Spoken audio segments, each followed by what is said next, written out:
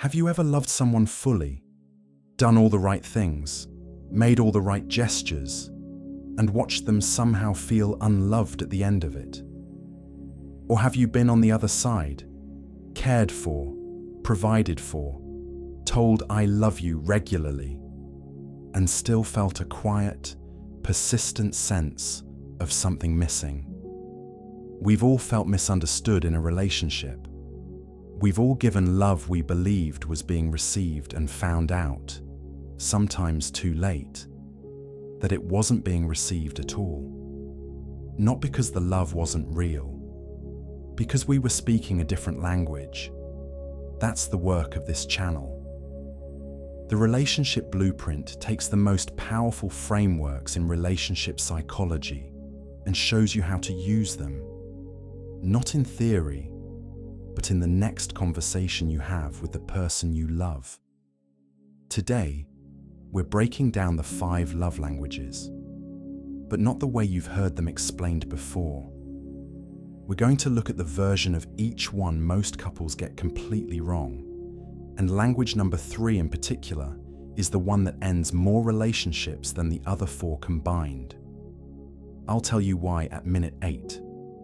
By the end of this video, you'll know what your partner has been trying to receive from you all along, and you'll have one small specific thing you can do today to make sure it lands. Welcome back to the Relationship Blueprint. Subscribe if you're new video every week. Now, let's talk about why love misses, even when it's real. Let me tell you a scenario that happens in millions of relationships every single day. Partner A works overtime to pay for a surprise trip, spends weeks planning it, books the flights, arranges the hotel, does all of it without being asked, as an act of pure love. Partner B receives it, says thank you, seems happy, and then, quietly, privately, wonders why they still feel a little empty, like something is missing, like they're not quite feeling loved. Partner A is devastated when they find out. I did all of that for you. How can you not feel loved?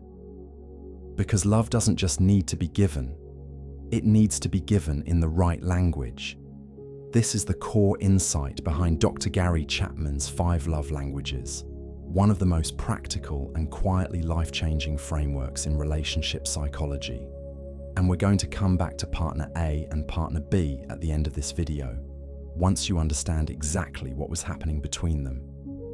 Stay until language 3. That's the one almost everyone gets wrong. People hear the word and assume they know what it means. They don't. And it's the most common reason relationships quietly fall apart. Chapman's central insight is this: we all have a primary way we give love, and a primary way we need to receive it. He calls these love languages. And here's the problem. Most people unconsciously express love the way they want to receive it, not the way their partner actually experiences it. Partner A, whose love language is acts of service, plans the trip, because planning something is how they say, "I love you." But partner B's language is words of affirmation. They feel loved when they hear it. The trip is beautiful, but it doesn't say the thing they needed to hear. Both people are loving, both people are trying, and neither one feels fully understood. You can be deeply in love with someone and still make them feel unloved, simply by expressing that love in a language they don't speak fluently. Here are the 5. As I go through each one, listen not just for yourself, but for your partner. Their language matters as much as yours. Language 1. Words of affirmation. Love that needs to be heard. For people whose primary love language is words of affirmation, verbal and written expressions of love are not just nice to have. They are the primary channel through which love is received. This means compliments, appreciation, encouragement, "I love you" said with presence and intention, not as a reflex when hanging up the phone. It means noticing the specific things they do and naming them. leaving a note, sending an unexpected text, telling them what you love about who they are, not just what they do. When they feel loved, they are told, specifically and regularly, why they are loved, not just shown. People with this love language remember words the way others remember gestures. A compliment said 3 years ago might still be a warm memory, and a harsh word said in anger. It can cut deep and linger long after the argument is over. Where couples miss each other, their partner shows love through actions, fixing things, planning things, doing things, while rarely saying the words out loud. The partner with words of affirmation looks around at all the effort and thinks, but do they actually love me? They never say it. Try this. This week, tell your partner one specific thing you genuinely admire about them. Not, "You're great." Specific. The way you handled that situation at work showed real strength. I was proud of you. Specificity is what makes words land as love. For a words person, "I love you" said, while distracted barely registers. "I love the way you laugh" said, with full presence is everything. Language 2. Acts of service. Love that needs to be demonstrated. For acts of service people, love is not a feeling, it's an action. Specifically, it's the action of making their life easier without being asked. When their partner takes something off their plate, handles a task, solves a problem, steps in when they're overwhelmed, that lands as, "I see you, I've got you, you don't have to carry this alone." It is the most powerful form of love they know, and the inverse is equally true. Promises that don't get followed through, commitments that are forgotten, being told to just ask if you need help, rather than having someone notice and offer. Those things register as, you don't really care enough to pay attention. When they feel loved, their partner notices what needs doing and does it without being asked or reminded. Where couples miss each other, their words of affirmation partner says, "I love you," constantly, always seems emotionally present, but forgets to do the thing they said they'd do. The acts of service person doesn't feel unloved, they feel unsupported, which to them is the same thing. Try this. Ask your partner, "What's one thing on your list that you've been dreading? Let me take it." Then, do it. Completely. Without needing recognition for it. The act is the love. "Honey, I love you" means considerably less to an acts of service person than, "I filled up your car so you don't have to think about it this week." Language 3. Receiving gifts. Love that needs to be symbolized. Language 3. The one I told you almost everyone gets wrong. People hear gifts and assume this language is about materialism, about being expensive to love, about someone who needs to be bought. It is not even close. For someone whose love language is receiving gifts, the gift itself is almost incidental. What matters is what the gift represents. You were thinking of me when I wasn't there. You noticed something I mentioned weeks ago. You saw this and thought of me. You made something that took time. The gift is a physical symbol of love and intentionality, which is why a hand-picked wildflower from a walk can mean more than an expensive piece of jewelry grabbed last minute without thought. It's the thought, the actual thought, that carries the meaning. When they feel loved, they receive something, no matter how small, that proves their partner was thinking of them in their absence. This is where couples miss each other. Their partner forgets anniversaries, shows up empty-handed, and says, "You know I'm not a gifts person," not understanding that for this partner, the absence of a gesture feels like the absence of thought, like they weren't considered. Try this. Start a small note on your phone called "Things They've Mentioned."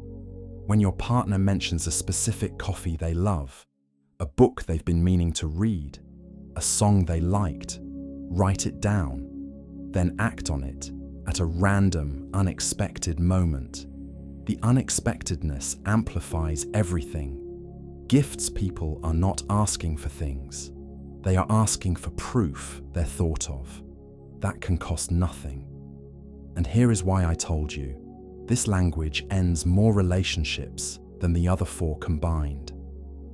When a gifts person's partner consistently dismisses this language, you know we don't do gifts. I expressed my love this morning. Isn't that enough? What the gifts person hears over and over is, I am not on your mind when you're not next to me. I do not exist in the spaces between us. And that quiet, persistent feeling of being unthought of is one of the most corrosive things a long-term relationship can carry. Language 4, quality time. Love that needs to be present. Quality time is not quantity time. Sitting in the same room for 3 hours while both of you scroll your phones is not quality time. For someone whose love language is quality time, undivided, present, intentional attention is the entire point. What fills their emotional tank is eye contact during conversation, putting the phone face down, asking a question and actually waiting for the full answer, choosing to spend time together, not out of habit or obligation, but because they want to be there. Date nights matter, but so does the 10-minute conversation in the kitchen where nothing else is competing for attention. It's not about grand gestures, it's about the quality of presence in ordinary moments. When they feel loved, their partner gives them time that is fully, visibly theirs. No distractions, no multitasking, no half presence. This is where couples miss each other. Their partner loves them genuinely, but is almost always half present. Responding to emails during dinner, phone on the table during a conversation.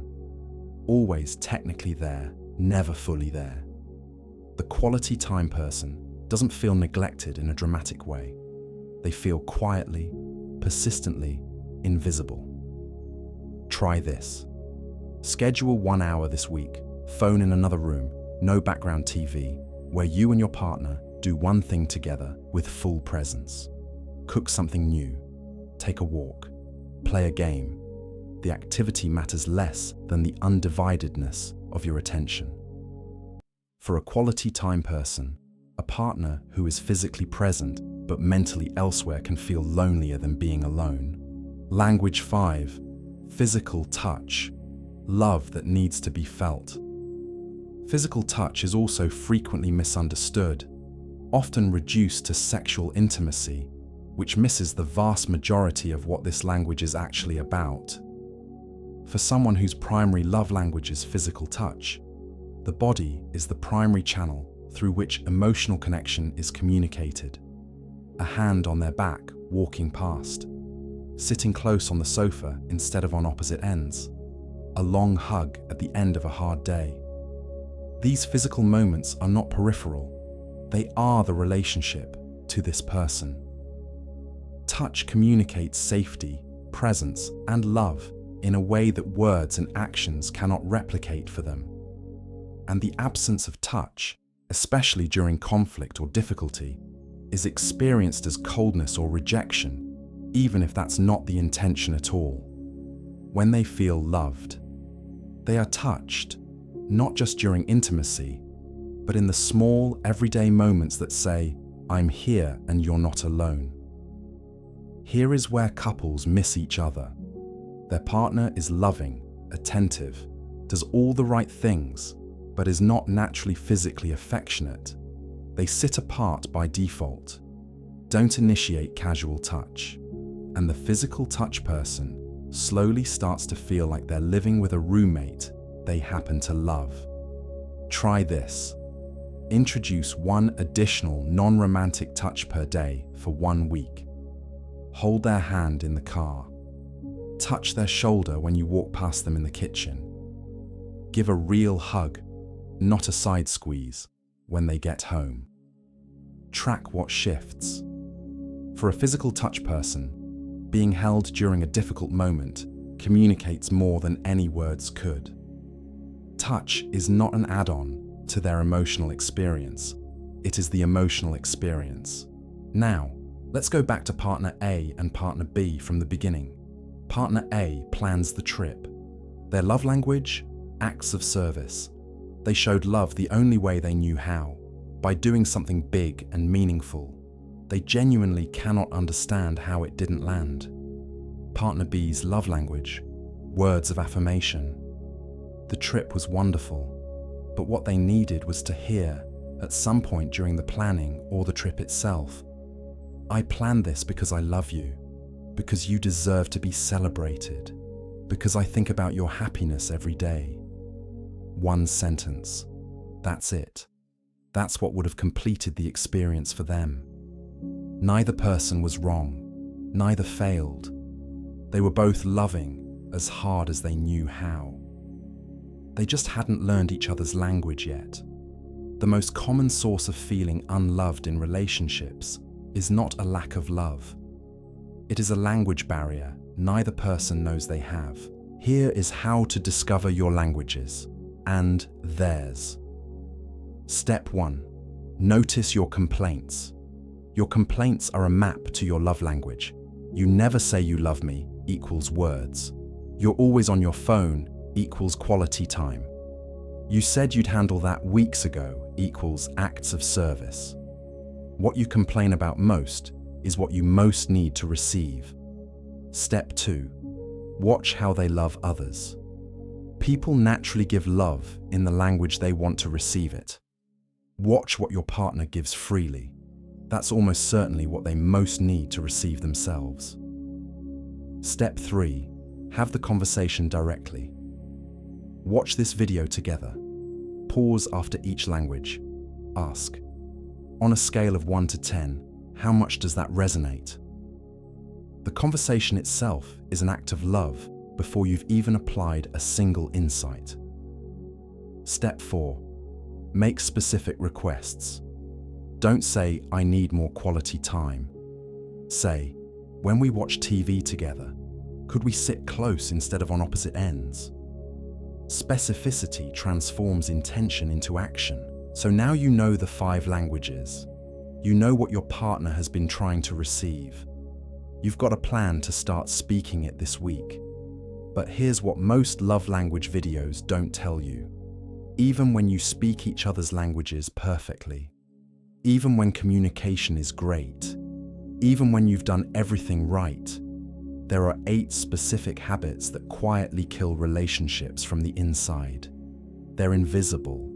They feel completely normal, and you're probably doing at least 3 of them right now without realizing it. I name all 8 in our next video, and the 8th one is the one nobody is talking about. It might be the most damaging of all. If you've watched this far, you owe yourself this one. Watch it now. Subscribe to the Relationship Blueprint. New video every week. Great relationships are not luck, they are skill. And speaking your partner's language is one of the most important skills you'll ever learn. I'll see you in the next one.